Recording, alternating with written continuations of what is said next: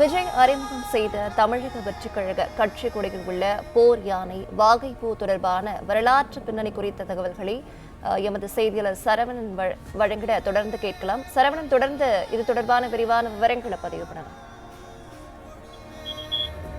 நடிகர் விஜய் தொடங்கிய இந்த தமிழக வெற்றிக் கழகம் என்ற இந்த கட்சியினுடைய கொடியை அதிகாரப்பூர்வமாக அறிமுகப்படுத்திய நிகழ்ச்சி சென்னை பனையூரிலே அந்த கட்சியினுடைய தலைமை அலுவலகத்திலே நடந்தது. கட்சியில 2 நிறங்கள் இருக்கிறது. சிவப்பு மற்றும் மஞ்சள் நிறத்திலே இந்த கட்சி இடம்பெற்றிருக்கிறது. அதில் இதற்கு முன்பு இருந்த பல்வேறு அரசியல் கட்சியினுடைய கொடிகளும் கூட அதில் என்ன சின்னம் இருக்கிறது என்றுதான் அவருடைய கொள்கைகளை பிரதிபலிக்கக்கூடிய வகையில அந்த சின்னத்தை அந்தந்த கட்சியினுடைய கொடியிலே இடம்பெற செய்வார்கள். இப்படி திராவிட இயக்கங்கள் கட்சிகள் கொடியிலும் கூட அவர்களுடைய கட்சியினுடைய சின்னம் அதிலே இடம்பெற்று இருக்கும்.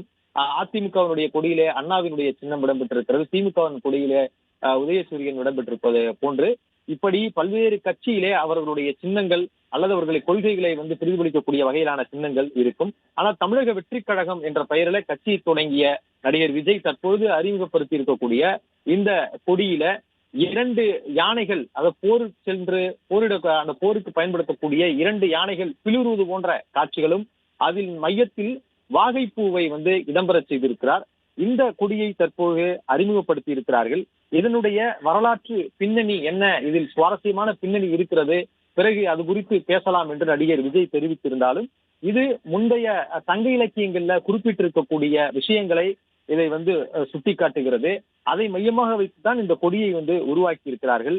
தமிழர்களுடைய முக்கியமான இந்த பேரரசுகளாக சொல்லப்படக்கூடிய சேரர், சோழர், பாண்டியர், இந்த மூவருமே ஒவ்வொரு பூ அவர்களுக்கு அடையாளமாக சொல்லப்படும். சேரர்களுக்கு பனைப்பூ, சோழர்களுக்கு ஆத்திப்பூ, பாண்டியர்களுக்கு வேப்பம்பூ, இவற்றை அந்த மன்னர்களுடைய அடையாளமாக சொல்வார்கள். அதே போல போருக்குரிய பூக்கள் என்று இருக்கிறது. வெச்சி, கரந்தை, வஞ்சி, காஞ்சி, நொச்சி, அது போன்ற வாகை போன்ற மலர்கள் எல்லாமே போருக்குரிய பூவாக அதை சொல்வார்கள். ஒவ்வொரு காலகட்டத்திலும் இந்த பூவை அவர்கள் பயன்படுத்துவார்கள். குறிப்பாக போரிடும் பொழுது தும்பை பூவை அவர்கள் பயன்படுத்துவார்கள். இந்த பூவை அந்த யானையின் மீது அந்த தும்பைப்பூ கொடி இருக்கும் பொழுது இவர்கள் தம்முடைய படையை சேர்ந்தவர்கள் என்பதை அவர்கள் சுலபமாக அடையாளம் காட்டுவதற்கும் இந்த பூக்களை அவர்கள் பயன்படுத்தினார்கள்.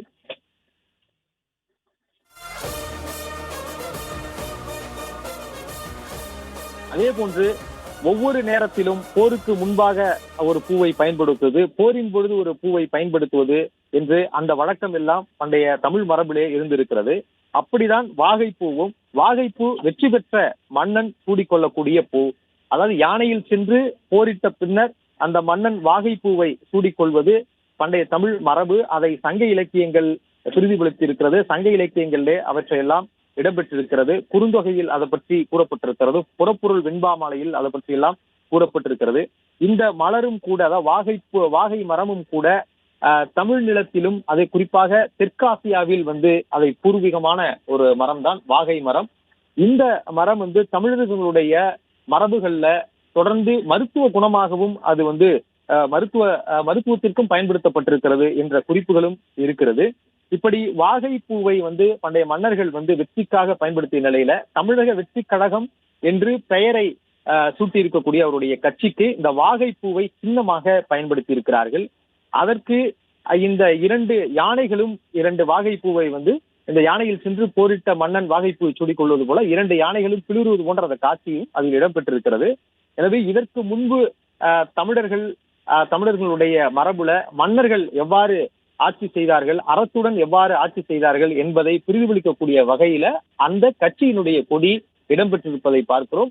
பின்னர் இதற்கு பின்னர் இந்த பாடலும் வெளியிடப்பட்டது. இந்த பாடலிலும் இதை பிரதிபலிக்கக்கூடிய வகையிலான இந்த பிரச்சார பாடல்ல அதில் போன்ற யானைகள் சென்று போரிடுவது போன்ற காட்சியும் வாகைப்பூவை சூடுவது போன்ற காட்சியும் அதில் இடம்பெற்றிருக்கிறது. அதிலிருந்து தற்கால அரசியலில் தற்பொழுது இருக்கக்கூடிய சூழல் தமிழகத்துல எதற்கெல்லாம் இவர்கள் முக்கியத்துவம் அளிக்கப் போகிறார்கள், கல்வி, சுகாதாரம், மருத்துவம் போன்றவற்றிற்கெல்லாம் இவர்கள் முக்கியத்துவம் அளிக்கப் போகிறார்கள் என்பதை பிரதிபலிக்கக்கூடிய வகையிலான காட்சிகள் இடம்பெற்றிருக்கிறது. அந்த பாடலிலும் கூட இந்த கொடி குறித்து புகழ்ந்து அதிலே எழுதியிருக்கிறார்கள். தமிழன் கொடி பறக்குது, தலைவன் யுகம் பிறக்குது என்ற இந்த பாடல் தொடங்குகிறது. அதில் இந்த கட்சி கொடியும் அது காண்பிக்கப்படுகிறது. அதே போன்ற அந்த கொடி குறித்து நடிகர் விஜய் பேசும் பொழுதும் கூட இந்த கொடி குறித்த விஷயங்களை எல்லாம், சுவாரஸ்யமான விஷயங்களை எல்லாம் கட்சியினுடைய மாநாட்டிலே அவர் பேசுவதாக குறிப்பிட்டிருந்தார். அதுவரை இந்த கட்சி கொடியை ஒவ்வொருவர் இல்லத்திலும் கொண்டு சேர்க்கக்கூடிய வகையில கட்சி தொண்டர்கள் செயல்பட வேண்டும் என்பது போன்று அவர் பேசியிருந்தார். குறிப்பாக விதிகளை பின்பற்றி உரிய அனுமதி பெற்று இந்த கொடிகளை தமிழகம் முழுவதும் ஏற்றுங்கள் என்று அவர் குறிப்பிட்டிருந்தார். இந்த கொடியை அதுவரை இந்த கட்சி மாநாடு நடப்பது வரை இந்த கட்சி கொடியை கொண்டு சேர்ப்பதுதான் உங்கள் பணி என்பது போன்று அந்த கட்சியினுடைய தொண்டர்கள் முன்னிலையிலே அவர் பேசியிருந்தார். அவருடைய பேச்சில அரசியல் ரீதியாக, குறிப்பாக அவருடைய கட்சியினுடைய கொள்கை என்ன என்பது பலரும் எதிர்பார்க்கக்கூடிய ஒரு விஷயமாக இருக்கிறது அரசியல் களத்துல. ஆனா அந்த கொள்கை சார்ந்து இன்றைய தினம் எந்த விதமான பேச்சுக்களும் இடம்பெறவில்லை.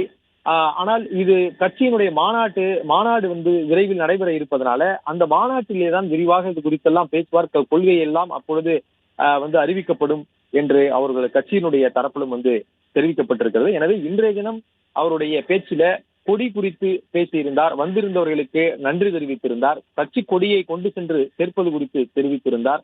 கட்சி கொடியை புதிதாக தொடங்கி இருக்கிறோம், ஆங்காங்கே கட்சியினுடைய கொடியை ஏற்ற வேண்டியிருக்கும், அந்த இடத்திலே எந்த ஒரு பிரச்சனையும் இல்லாமல் தோழமையுடன் செயல்பட்டு உரிய விதிகளை பின்பற்றி அனுமதி பெற்று இந்த கட்சி கொடியை ஏற்றுங்கள் என்று அவருடைய தொண்டர்களுக்கு அவர் பேசிவிட்டு சென்றிருக்கிறார்.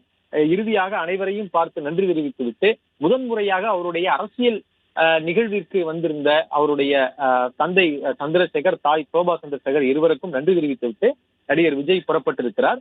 இந்த கட்சியினுடைய கொடியை அறிமுகம் செய்யக்கூடிய நிகழ்ச்சிக்காக நீலாங்கரை இல்லத்திலிருந்து காலை புறப்பட்டு வந்ததிலிருந்து தற்போது அவர் வீடு சென்றிருவது வரை காவல்துறையினர், ஒரு 400க்கும் மேற்பட்ட காவல்துறையினர் அங்கே பாதுகாப்பு பணியிலே ஈடுபட்டிருக்கிறார்கள். இந்த கட்சியினுடைய அலுவலகம் பனையூரிலே இருக்கிறது. இந்த பனையூரிலே நடந்த இந்த நிகழ்வுல முதலில் அந்த கட்சியினுடைய கொடியை அறிமுகப்படுத்துவதற்கு முன்பாக உறுதிமொழி ஏற்கக்கூடிய அந்த நிகழ்வு நடந்தது. உறுதிமொழியிலும் கூட அவர் குறிப்பிட்ட பல்வேறு விஷயங்கள், சாதி மதம் சார்ந்த எந்த விதமான பாகுபாடு இல்லாமல் நாம் செயல்பட வேண்டும் என்பது போன்ற அவருடைய பேச்சு அந்த உறுதிமொழியிலே இடம்பெற்றிருந்தது.